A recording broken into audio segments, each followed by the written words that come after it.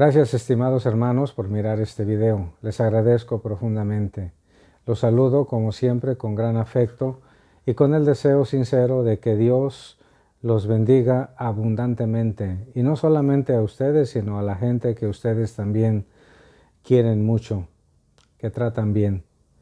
Les pido de favor que le den like al video, que pulsen la campanita y compartan el video para que la palabra de Dios pueda llegar cada vez a más personas. El pedacito del Evangelio que hoy vamos a escuchar, o la perícopa, está tomada del Evangelio escrito por San Marcos, en concreto del capítulo número 2, versículos del 23 al 28. Es sobre una cuestión grave para los fariseos, que siempre estaban mirando con atención a Cristo para juzgarlo, para condenarlo. Es la observancia del sábado. Escuchemos, pues, con atención, con amor, con esmero, la palabra de Dios. Un sábado, Jesús iba caminando entre los sembrados y sus discípulos comenzaron a arrancar espigas al pasar. Entonces los fariseos le preguntaron: ¿por qué hacen tus discípulos algo que no está permitido hacer en sábado? Él les respondió: ¿no han leído acaso lo que hizo David una vez que tuvo necesidad y padecían hambre él y sus compañeros?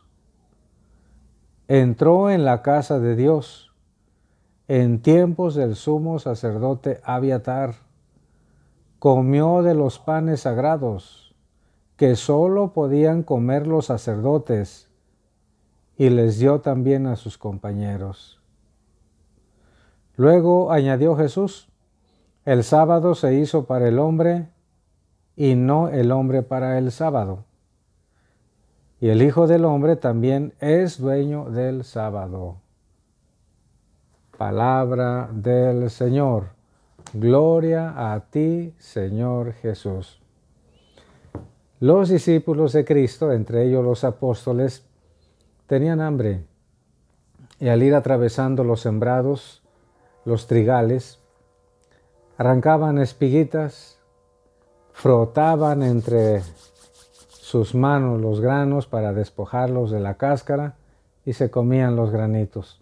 Eran realmente pequeños, del tamaño de un arroz, para que ustedes se imaginen. Y entonces los fariseos, que siempre estaban al acecho de Cristo, de su persona, de su doctrina, de sus hechos, de sus milagros, inmediatamente lo cuestionan. Vean, hermanos, que esa es una actitud deplorable.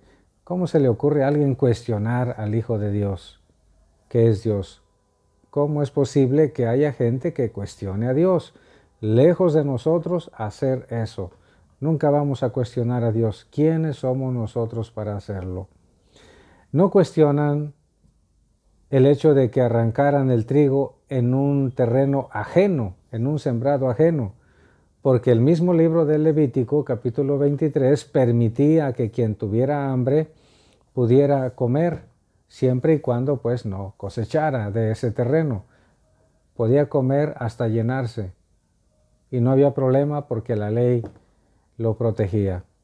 Lo que cuestionan es que se haga en sábado, porque también, según el libro del Levítico, capítulo 23, igual, se ordenaba guardar el sábado, no hacer ningún trabajo.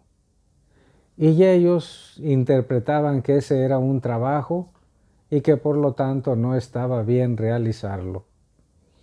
Los fariseos se distinguían por hacer una interpretación sumamente legalista, al pie de la letra. No les importaba la compasión y la misericordia, la necesidad de una persona. Hacían una interpretación literal de la ley, pero no sabían o no querían entender cuál era el espíritu de la ley que Dios daba a favor del pueblo, no en contra del pueblo, porque eso sí nos debe quedar completamente claro. Las leyes de Dios, hermanos, no están en contra nuestra. Dios no nos ha dado mandamientos para fastidiarnos la vida, para echarnos a perder la existencia. Los mandamientos del Señor son espíritu y vida, son necesarios para nosotros mismos.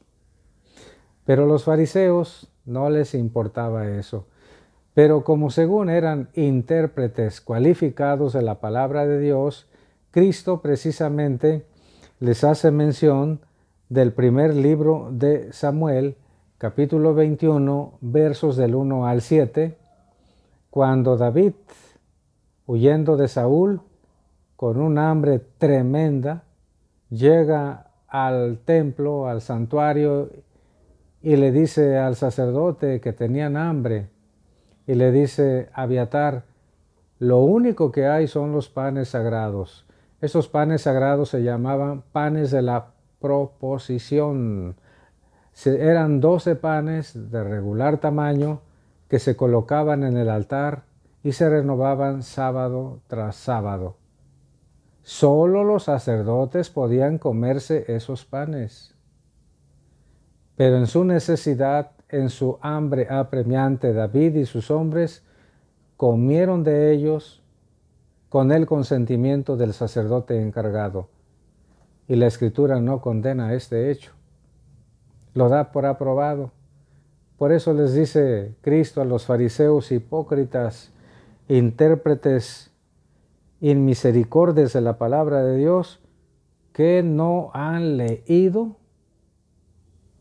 Ellos que según eran peritos, habrían sentido feo que los estuviera casi tachando de ignorantes, que no han leído lo que hizo David cuando tenía hambre él y sus hombres, cómo entró en el templo, en la casa de Dios y comió de esos panes sagrados.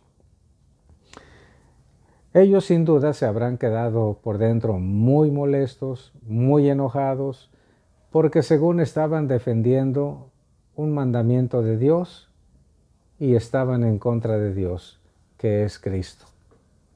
No querían entender, no tenían fe en Cristo como Hijo de Dios, por eso se atrevían a cuestionarlo.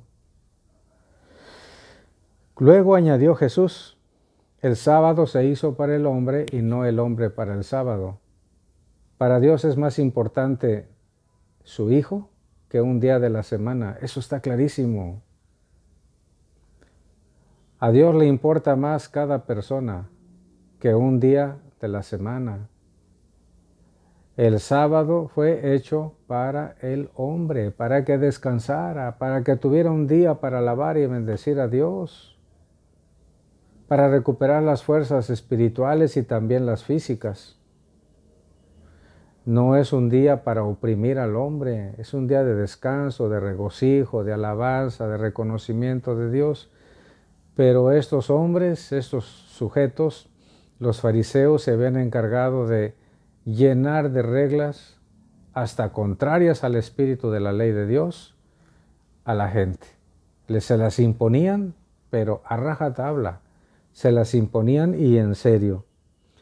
Claramente concluye Cristo con una afirmación contundente. Además, el Hijo del Hombre también es dueño del sábado. ¿Para qué están discutiendo? ¿Para qué están peleando? El que hizo lo que existe, el que hizo el tiempo, ¿no va a ser dueño de él? ¿Dios no es dueño de todo lo que existe, incluidos los días de la semana? ¿Que Dios no puede determinar lo que se puede o no se puede hacer en un día de la semana?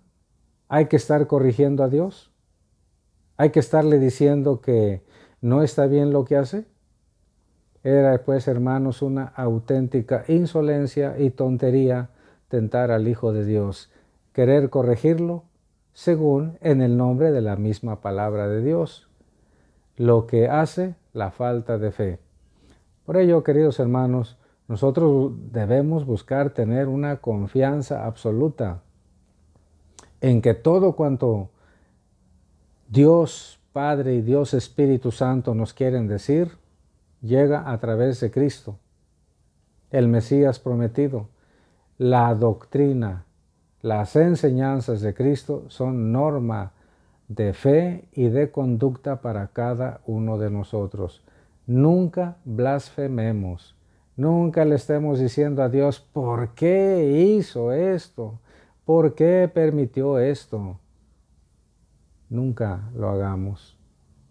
Hermanos, aunque no les contesto, sepan que sí pido por las intenciones que algunos de ustedes me ponen en los comentarios para que ore por ellas. Síganlo haciendo, por favor. La bendición de Dios Todopoderoso, Padre, Hijo y Espíritu Santo, descienda sobre todos y les acompañe siempre. No se les olvide compartir el video. Feliz y bendecido día, hermanos.